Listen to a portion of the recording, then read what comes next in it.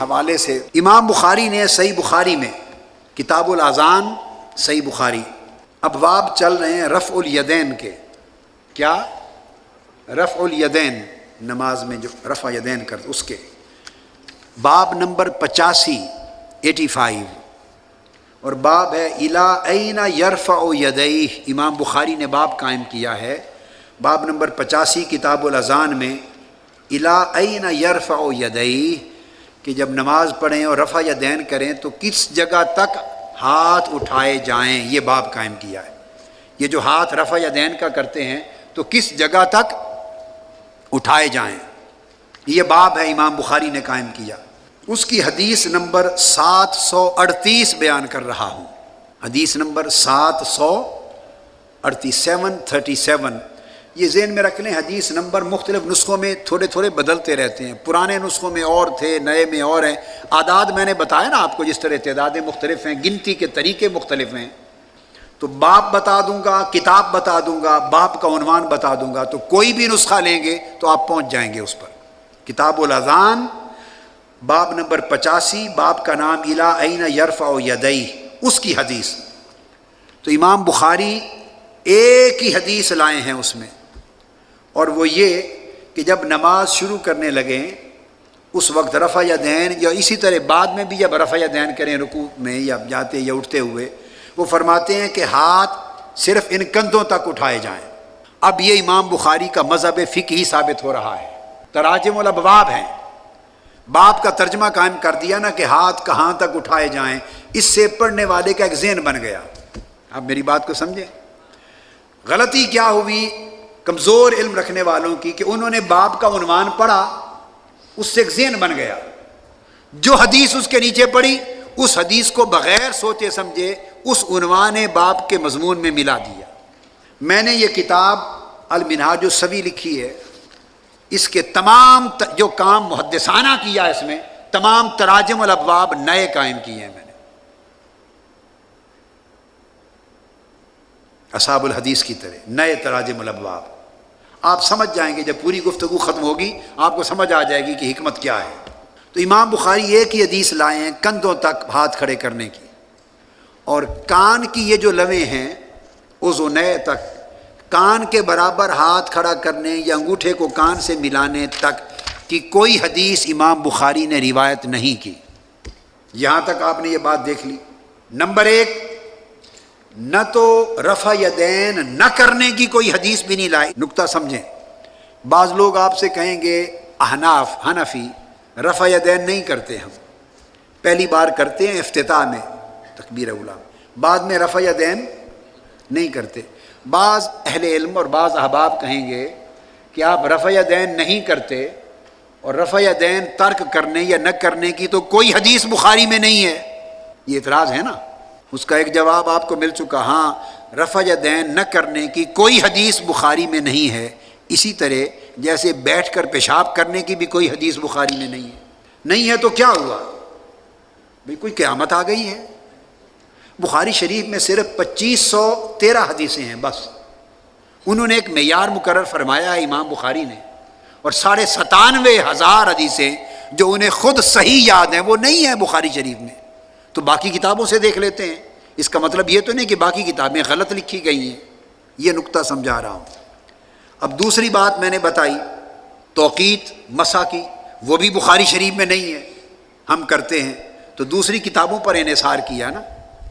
اب اسی طرح بتا رہا ہوں رفع یدین میں کندھوں تک ہاتھ اٹھانا بس، اس کے سوا آگے کوئی اور حدیث امام بخاری نہیں لائے. حدیث یہ عبداللہ بن عمر سے روایت کیا قال رأیت النبی صلی اللہ علیہ وسلم افتتح التکبیر فی الصلاۃ فرافع یدیہ حین یکبر حتی یجعلہما حذو منکبیہ او کما قال. عبداللہ بن عمر رضی اللہ تعالیٰ عنہ سے روایت کیا حضور علیہ السلام کا کہ دیکھا کہ نماز کو افتتاح کیا، تکبیر کہی اور اپنے دست مبارک کندھوں تک اٹھائے بس. اب امام بخاری دوسری روایت تو لائے ہی نہیں ہے صحیح بخاری میں کانوں تک اٹھانے کی. ایک ہی روایت دے دی. کیوں کہ اوپر، اب اس کی بات کو سمجھیں کیوں دی، کہ اوپر وہ اپنی فقہ بیان کر چکے ہیں، اوپر اپنا مذہب. جہاں امام بخاری ہر جگہ نہیں دیں گے ترجمۃ الباب میں وضاحتیں، عنوان دے دیں گے ترجمۃ الباب. جہاں امام بخاری ترجمۃ الباب میں کوئی قول بھی دے دیں، حدیث کا کوئی جز بھی دے دیں، صحابہ تابعین کا کوئی قول دے دیں، تو گویا انہوں نے اپنا اظہار ما فی الضمیر کر دیا، اپنے مذہب کو، اپنے فقہی حکم کو، اپنی ترجیح کو بیان فرما دیا. جب بیان فرما دیا اوپر کہ یہ ہے، تو حدیث وہ لائیں گے اوپر کے بیان کردہ بات کو ثابت کرنے کے لیے.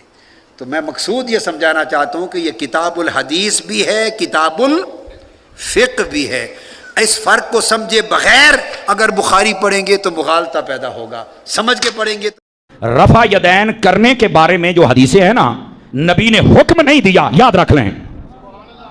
اس کو کہتے ہیں قولی حدیث، قول کہنا، حکم یہ نہیں ہے، یہ فعلی حدیث ہے. اس کا مطلب کیا ہوتا ہے کہ صحابی کہتا ہے میں نے دیکھا ہے نبی پاک نے یوں کیا، میں نے سنا ہے نبی پاک نے یوں کیا، مجھے بتایا گیا کہ نبی نے یوں کیا. وہ یہ نہیں دکھا سکتا، یہ جیلم والا یہ نہیں دکھا سکتا کہ نبی پاک نے کہا ہو کہ رفع یدین کرو. میں بچے تیرے سینے پہ چڑھ کے کہہ رہا ہوں، میں تجھے دکھاؤں گا. صحابہ کرام نے یہ بھی کہا ہے، ہم نے دیکھا کہ نبی پاک نے رفع یدین نہیں کیا، یہ حدیث بھی ہے. اور میں تمہیں یہ بھی بتاؤں گا نبی پاک نے حکم دیا ہے کہ رفع یدین چھوڑ دو، میں یہ بھی تمہیں دکھاؤں گا. کچھ لوگ کہتے ہیں کہ اناف کے مسلک میں رفع یدین نہ کر کے رسول اللہ کی نافرمانی کرتے ہیں، اس مسئلے پہ رہنمائی فرمائیں. یعنی حضور پاک کی نافرمانی یا رفع یدین نہ کرنا. اگر حضور کا فرمان دکھا دو کہ حضور نے فرمایا اور رفع یدین کرو، میں 1,00,000 روپیہ نقد انعام دوں گا تمہیں. فرمان تم دکھا دو، ارفعوا ایدیکم، حضور نے ہمیں حکم دے کر فرمایا رفع یدین کرو. تو کبھی فرمان نہیں دکھا سکتا کرنے کا، میں فرمان دکھا سکتا ہوں چھوڑنے کا. صحیح مسلم جلد نمبر 1 صفحہ نمبر 181 کتاب الصلاۃ، حضرت جابر ابن سمرہ فرماتے ہیں خرج رسول اللہ صلی اللہ علیہ وسلم وکنا صلینا، حضور پاک تشریف لائے، ہم نماز پڑھ رہے تھے. حضور پاک نے فرمایا مالی اراکم رافعی ایدیکم کانہا اذناب خیل شمس اسکنوا فی الصلاۃ. یہ تم شریر گھوڑوں کی طرح دم ہلا رہے ہو، نماز میں رفع یدین نہ کرنا، سکون سے نماز پڑھنا. یہ پیغمبر کی صحیح حدیث ہے، صحیح مسلم ہے جلد اول ہے صفحہ 181 ہے کتاب الصلاۃ ہے. کہتے ہیں اس حدیث پاک کی اگلی حدیث ہے کہ وہ سلام مراد ہے. تو میں نے کہا اگلی حدیث کا مسئلہ اور ہے، یہ حدیث میں سلام کا لفظ نہیں. رفع الیدین کے بارے میں کوئی ایسی حدیث موجود ہے تا دم مرگ؟ جی، حضرت علی نے جب رفع الیدین کا طریقہ سکھا دیا تو حضرت علی سے بڑھ کر سنت کا عامل کون تھا؟ جامع ترمذی اور ابن ماجہ میں موجود ہے کہ حضرت علی علیہ السلام نے نماز کا طریقہ سکھایا کہ نبی علیہ السلام جب نماز شروع کرتے تو رفع الیدین کرتے، رکوع میں جاتے تو کرتے، رکوع سے سر اٹھاتے تو کرتے. بس یہ ایک حدیث آپ کے 50 شیطانی وسوسوں کا جواب دے گی جو آپ کو حنفیوں نے ڈالے ہوئے ہیں. وفات تک ثابت کرو، خلفائے راشدین سے ثابت کرو، آخری نماز ثابت کرو. آخری نماز 30 سال بعد ہی نماز مولا علی دی تو دس رہا میں. دسو ہوں جاؤ نہ جو پرانے سوال لے کے بابے کو زندہ ہو کو نویں پاک چھوڑو. ہاں تو نویں نویں جڑی پاک چھوڑنی ہے میں وہ جواب بھی ریکارڈ کروا دیا. مسئلہ 70B رفع الیدین سے متعلق فرقہ وارانہ نظریات کا تحقیقی جائزہ، 2.25 گھنٹے کی ویڈیو میں مرے ہوئے زندہ قیامت تک آنے والے سارے وسوسے ایک ایک کا جواب دیا میں نے الحمدللہ. تو وہ آپ میری ویڈیو دیکھ لیں. پھر ہمیں بتانا پڑتا ہے کہ بھائی رفع الیدین تو نماز کا حسن ہے، حضور نے حکم دیا ہے. جی حکم کتنے ہے؟ اور ایک وہ دیوبندیوں کا مولوی ہے، وہ اس کا نام رکھا ہے دلیل کا بے تاج بادشاہ. اس کے تاج کے ساتھ جو میں نے کر دیا ہوا ہے نا، وہ کہتا ہے جی میں اتنے لاکھ انعام دوں گا کوئی رفع الیدین کا حکم دکھا دے. سرکار ہم انعام نہیں لیتے، آپ سے آپ کی آخرت کا سوال کرتے ہیں کہ توبہ کریں اپنے اس جھوٹ کے اوپر. ہم دکھاتے ہیں رفع الیدین کا حکم بخاری مسلم سے، لیکن پہلے آپ بات کو سمجھیں. یہ ایک مقدمہ ہے. صحیح بخاری اور مسلم کی متفقن علیہ حدیث ہے. نبی علیہ السلام نے فرمایا اللہ نے مجھے جوامع کلمات کے ساتھ بھیجا ہے، میں بات مختصر کرتا ہوں اور مفہوم گہرا. بخاری مسلم دونوں میں حدیث ہے انما الاعمال بالنیات، اعمال کا دار و مدار تو صرف نیتوں کے اوپر ہے. اب یہ ایک جملہ ہے، اس کے اوپر پوری کتاب لکھی جا سکتی ہے. یہ ہے جوامع کلمات، اس کو آپ ذہن میں رکھیں. اب آ جائیں بخاری مسلم دونوں میں حدیث ہے. مالک بن حویرث کہتے ہیں رضی اللہ تعالیٰ عنہ علیہ السلام، ہم چند نوجوان تھے 20 دن کے لیے حضور کے پاس گئے، مہمان بن گئے. حضور کی وفات سے 1.5 سال پہلے غزوہ تبوک کے موقع پر مسجد نبوی میں ٹھہرے 20 دن تک. آپ کے صبح و شام آبزرو کیے. جب حضور نے دیکھا نا کہ اب ہمیں گھر کی یاد ستا رہی ہے، تو اچھے ٹیچر کی یہی نشانی ہے کہ اس سے پہلے کہ کوئی اکتا جائے خود ہی اسے بھیج دیا جائے. آج تو آپ کہتے ہیں نا حضور میں آپ کے زمانے میں ہوتا تو ہر وقت آپ کو وضو کرواتا رہتا. ایسا نہیں ہوتا, دنیا میں ایسے نہیں معاملات چلتے. تو وہ کہتے ہیں ہمیں اپنے ماں باپ یاد آنا شروع ہو گئے. تو حضور نے جب یہ دیکھا نا کہ اب یہ ان کا انٹرسٹ لوز ہو رہا ہے, تو آپ نے کہا کہ سب کو اکٹھا کر کے کہا کہ اب اپنے گاؤں ایریا میں واپس چلے جاؤ. جب جانا تو جب نماز کا ٹائم ہو تو تم نے مجھے 5 وقت نماز پڑھتے ہوئے دیکھا ہے, ان اوقات میں تم نے نماز پڑھنی ہے. ایک بندہ اذان دے گا جو زیادہ قرآن جانتا ہے اور عمر میں بھی بڑا ہو, وہ تمہاری امامت کروائے. اور صلو کما رأیتمونی اصلی, اور نماز تم نے ویسے پڑھنی ہے جس طرح مجھے تم نے نماز پڑھتے ہوئے دیکھا ہے. کلیئر ہو گیا؟ یہ جملہ آپ کسی انٹرنیشنل عدالت میں بھی لے جائیں تو وہ آپ کے علماء کی جہالت کے اوپر ہنسیں گے کہ اس کے بعد رسول اللہ کو یہ کہنے کی ضرورت ہے کہ جب نماز شروع کرنا تو ہاتھ کانوں تک اٹھانا, جب رکوع میں جانا تو ہاتھ کانوں تک اٹھانا, جب رکوع سے سر اٹھانا تو ہاتھ کانوں تک اٹھانا, سبحان ربی العظیم رکوع میں پڑھنا, سبحان ربی العلی سجدے میں پڑھنا, فجر کے 2 فرض پڑھنا, زور کے, یہ سارا کچھ آپ کو کہنے کی ضرورت ہے جو لوگ 20 دن سے حضور کو دیکھ رہے ہیں. اس کے بعد صرف ایک ہماری ذمہ داری ہے کہ جس شخص کو حضور نے یہ کہا نا تم نے نماز ویسے اسٹیبلش کرنی ہے جس طرح مجھے تم نے دیکھا ہے, ہم اس شخص سے یہ بتا دیں کہ حضور کو نماز پڑھتے ہوئے اس نے کیسے دیکھا ہے. پھر کام ختم ہو گیا نا. رفع الیدین کا حکم آ جائے گا نا بیچ میں, جب آپ نے کہا تم نے نماز اس طرح پڑھنی ہے جس طرح مجھے پڑھتے ہوئے دیکھا, جوامع کلمات ہو گئے. تو سرکار مالک بن حویرث سے پوچھ لیں, بخاری مسلم دونوں میں موجود ہے کہ مالک بن حویرث رضی اللہ تعالیٰ عنہ کہتے ہیں کہ جب نبی علیہ السلام نماز شروع کرتے تو دونوں ہاتھ کانوں تک اٹھاتے. بخاری میں صرف ہے کہ اٹھاتے, مسلم میں ہے کانوں تک, اور بخاری میں عبداللہ بن عمر کی جو حدیث ہے اس میں ہے کندھوں تک. ہتھیلیاں کندھوں کی سیدھ میں, انگلیاں کانوں کی سیدھ میں, یا یوں بھی اٹھا سکتے ہیں, کانوں تک اٹھاتے. اور رکوع میں جاتے وقت کانوں تک اٹھاتے, اور رکوع سے سر اٹھاتے تو کانوں تک اٹھاتے.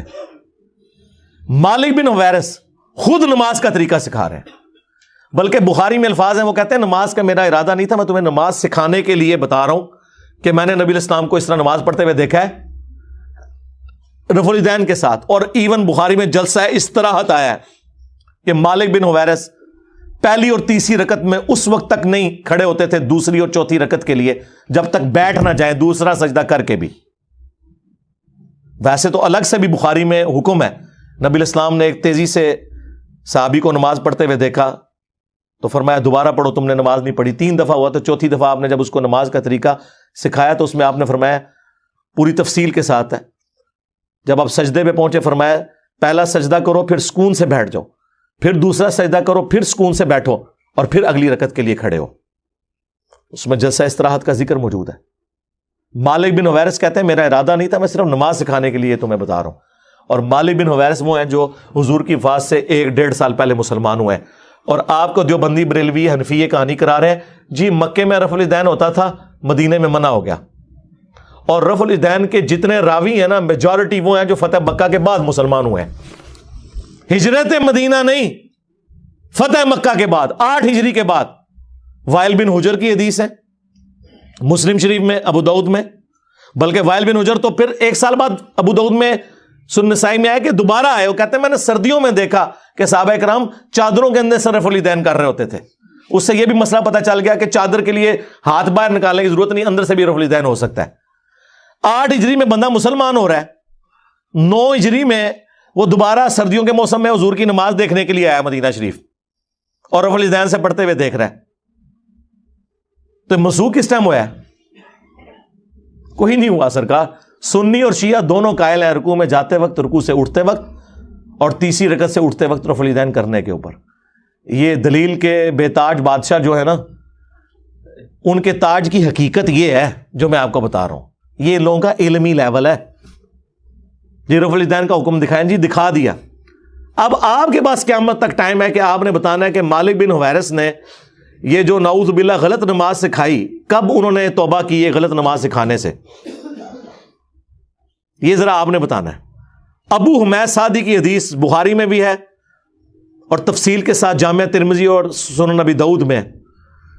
10 صحابہ کی موجودگی میں انہوں نے نماز کا طریقہ جب سکھایا تو باقی 10 لوگوں نے کہا کہ آپ تو بالکل اینڈ پہ مسلمان ہوئے ہیں. انہوں نے کہا کہ اس میں کوئی لڑائی جھگڑے والی بات نہیں, میں تمہارے سامنے نماز پڑھتا ہوں, اگر میں غلطی کروں مجھے بتا دینا. تو انہوں نے 10 صحابہ کی موجودگی میں نماز پڑھی. اس سے یہ بھی ثابت ہو گیا کہ وہ شخص نماز کا طریقہ بیان کر رہا تھا جو اینڈ پہ مسلمان ہوا, اور باقی صحابہ کہہ رہے ہیں تو بالکل آخر میں آیا. اور پھر جب وہ نماز کا طریقہ بتا چکے تو 10 نے بیک زبان کہا کہ آپ نے بالکل صحیح نماز پڑھی, رسول اللہ اسی طرح نماز پڑھا کرتے تھے. مراد یہ کہ حضور کی وفات کے بعد ذکر ہو رہا ہے, اور یہ ایٹ لیسٹ 30 سال بعد کا واقعہ حضور کی وفات کے. فوراً بعد بھی کوئی فرق نہیں پڑتا. 10 کے 10 کو غلطی, جس میں ابو قتادہ بھی شامل ہے سینئر اصحاب میں سے. اس میں انہوں نے رفع الیدین کا ذکر کیا ہے, جلسہ استراحت کا ذکر کیا ہے, تورک بیٹھنے کا ذکر کیا ہے چوتھی رکعت میں, بائیں سرین پہ بیٹھ کے دایاں یعنی پاؤں کھڑا کر کے اس کے نیچے سے بائیں پاؤں کو گزارنا. اور ابو داؤد میں تو الفاظ ہیں کہ جب نبی علیہ السلام نماز کا ارادہ کرتے تو نبی علیہ السلام قبلہ رخ کھڑے ہوتے اور اپنے ہاتھوں کو کندھوں تک بلند کرتے, یہاں تک کہ ہر ہڈی اپنی جگہ پر جب واپس آ جاتی پھر آپ قرات شروع کرتے. اس سے میں نے ثابت کیا کہ انہوں نے ہاتھ چھوڑ کے نماز پڑھی ہے, کیونکہ جب بھی کوئی نماز شروع کرنے کا ارادہ کرتا ہے تو ہاتھ باندھ کے نہیں نماز پڑھتا, یوں کھڑا ہوا ہے اور وہ نماز یوں شروع کرتا ہے اور ہر ہڈی اپنی جگہ پر واپس آ جاتی.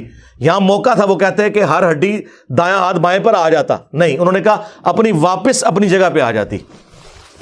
اس سے نبی علیہ السلام سے بھی ہاتھ چھوڑ کے نماز پڑھنا ثابت ہے. ویسے عبداللہ ابن زبیر کی الگ سے حدیث ہے المصنف ابن ابی شیبہ میں, باقاعدہ باب باندھا ہے امام ابن ابی شیبہ, امام بخاری مسلم کے استاد نے, کہ ان صحابہ اور تابعین کا بیان جو ہاتھ باندھ کے نماز پڑھتے تھے, جو ہاتھ چھوڑ کے. ہمارے نزدیک دونوں طریقے درست ہیں, ہاتھ باندھنا بھی ہاتھ چھوڑنا بھی.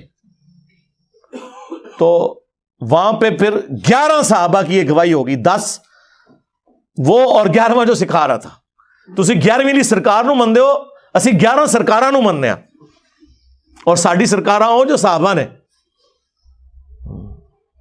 جی رفع الیدین کا حکم دکھا دیا, جی دکھا دیا, اور آپ رفع الیدین کا مذاق جو اڑاتے ہیں اللہ سے ڈر جائیں. گھوڑوں کے دموں کے ساتھ اسے تشبیہ دیتے ہیں. کیا رسول اللہ پوری زندگی اس طریقے سے نماز پڑھتے رہے جس کو آپ نے بعد میں کہنا تھا یہ گھوڑوں کی دمیں ہیں؟ آپ خود سوچیں اغلن, کیونکہ میں نے تو ثابت کر دیا کہ حضور اپنی وفات سے 1 سال پہلے تک کر رہے ہیں. ویسے تو میں نے مسئلہ 70B میں ثابت کیا ہے کہ وفات تک, وہ کہتے ہیں وفات تک کا لفظ جی موجود ہے. جب حضور کی وفات کے بعد صحابہ کرام نماز کا طریقہ سکھا رہے ہیں تو وفات تک ہی ہوا نا, لاجیکل ہے. یہ تو نہیں کہ منسوخ شدہ طریقہ انہوں نے سکھانا تھا. باقی تفصیل وہ دیکھ لیں, 2.25 گھنٹے کا لیکچر ہے.